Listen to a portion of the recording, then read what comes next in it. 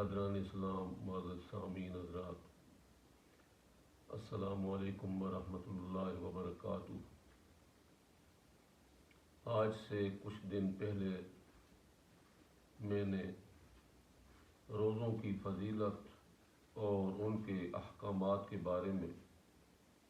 بیان کیا تھا۔ آج کے اس بیان میں ایک نہایت ضروری چیز کی طرف توجہ دلانا چاہتا ہوں۔ اگر اس چیز کو سامنے رکھ کر روزہ رکھا جائے تو اس روزے پر اللہ تبارک و تعالی ہمیں بہت کچھ عنایت فرمائیں گے، اور اگر اس کو سامنے نہ رکھا جائے تو فریضہ تو ساقط ہو جائے گا ذمے سے، لیکن اس پر کچھ ملے گا نہیں۔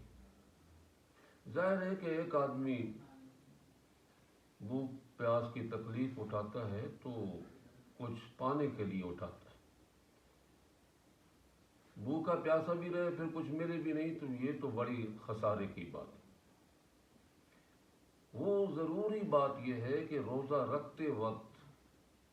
اخلاص نیت ملحوظ رکھے کہ دن بھر بھوکا پیاسا رہنے سے مقصد حصول رضائے باری تعالی، اور یہ سمجھ کر محبوب سے محبوب تر غذا ترک کرے کہ میرے رب کا یہ حکم ہے، میں اس کے تابع فرمان ہوں، وہ میرا فرما روا ہے، وہ ضرور اس پر مجھے بڑی سے بڑی اجر اور بڑی سے بڑی جزا عطا کرے۔ اگر اس مقصد کو مد نظر رکھ کر روزہ رکھے گا تو وہ صرف بھوکا پیاسا رہنے کو کافی نہیں سمجھے اور صرف اسی کو روزہ قرار نہیں دے، بلکہ وہ روزے کے تمام لوازمات اور موجبات پر عمل پیرا ہوگا، اور جناب نبی کریم صلی اللہ علیہ وسلم نے جن جن چیزوں سے روزہ دار کو منع فرمایا ہے وہ ان سے رکے گا۔ مثلا غیبت کرنا، لڑائی جھگڑا کرنا، گالم گلوچ کرنا اور دیگر گناہوں کا ارتکاب کرنا، ان سے رکے گا، کیونکہ وہ سمجھے گا کہ جس مقصد کے لیے میں روزہ رکھ رہا ہوں، بھوک پیاس برداشت کر رہا ہوں، یہ اشیاء جن سے روکا گیا ہے اس مقصد کے حصول میں مخل بنے اور وہ مقصد ان کے ہوتے ہوئے حاصل نہیں ہو سکتا۔ ایسے شخص پر امید ہے کہ روزے کا فائدہ اور ثمرہ جو اللہ تبارک و تعالی نے لعلکم تتقون سے بیان فرمایا ہے مرتب ہو، اور ایسے شخص کے متقی بن جانے کی امید کی جا سکتی۔ اللہ تبارک و تعالیٰ تو فرماتے ہیں کہ یا ایھا الذین آمنوا کتب علیکم الصیام کما کتب علی الذین من قبلکم لعلکم تتقون، اے ایمان والو تم پر روزے اس لیے فرض کیے گئے ہیں کہ تم متقی بن جاؤ، پرہیزگار بن جاؤ، تو ایسے آدمی کے متقی بن جانے کی امید کی جا سکتی۔ لیکن جو آدمی اس مقصد کو سامنے رکھ کر روزہ نہیں رکھے گا، بلکہ ماں دیکھا دیکھی کہ لوگ روزہ رکھتے ہیں تو میں بھی رکھ لوں، روزہ رکھ لے گا، اس سے امید نہیں ہے کہ وہ ان چیزوں سے روکے گا، اس لیے کہ اس کے ذہن و دماغ میں اس بھوکا پیاسا رہنے کے کچھ فوائد نہیں ہوں،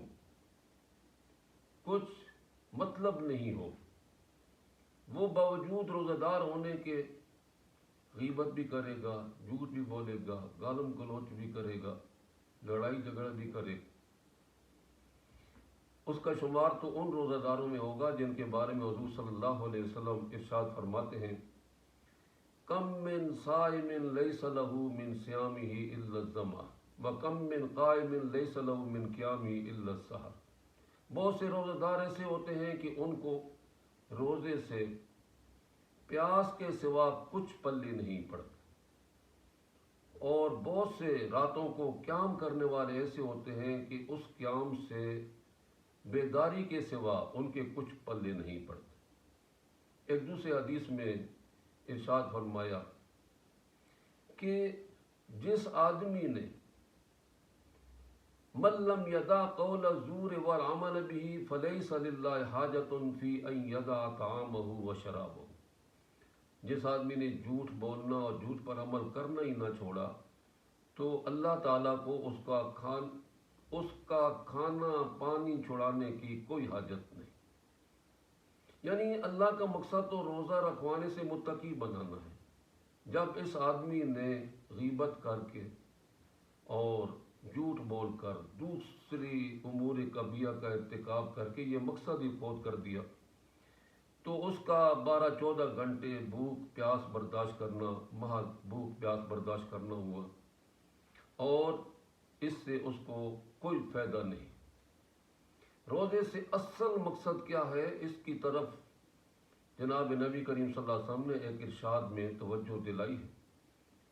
فرمایا من صام رمضان ایمانا و احتسابا غفر له ما تقدم من ذنبه، جو آدمی ایمان اور ثواب کی نیت سے روزہ رکھے اس کے تمام گزشتہ گناہ معاف ہو جائے۔ احتساب کا مطلب یہ ہوتا ہے کہ آدمی اللہ کی رضا کا طالب ہو اور ہر وقت اپنے خیالات اور اپنے اعمال پر کنٹرول رکھے کہ کہیں وہ اللہ کی رضا کے خلاف تو نہیں جا رہا۔ ایک اور حدیث میں فرمایا الصیام جنہ فاذا کان یوم صوم احدکم فلا یرفث ولا یسخب فان صابه احد فلیقل انی امرؤ صائم۔ فرمایا کہ روزہ ڈھال ہے، جب تم میں سے کوئی آدمی روزے سے ہو تو فضول باتیں اور لایانی امور اور فساد کو چھوڑ دے۔ اگر کوئی آدمی اس کو گالی دے تو یہ کہے بھئی میں تو روزے سے ہوں، اس کے ساتھ نہ الجھے۔ آج کل لوگوں میں مشہور ہے کہ رمضان میں جھگڑے زیادہ ہوتے ہیں۔ اگر حضرت صلی اللہ علیہ وسلم کے ارشاد پر عمل کیا جائے تو جھگڑے کا امکان ہی باقی نہیں رہتا۔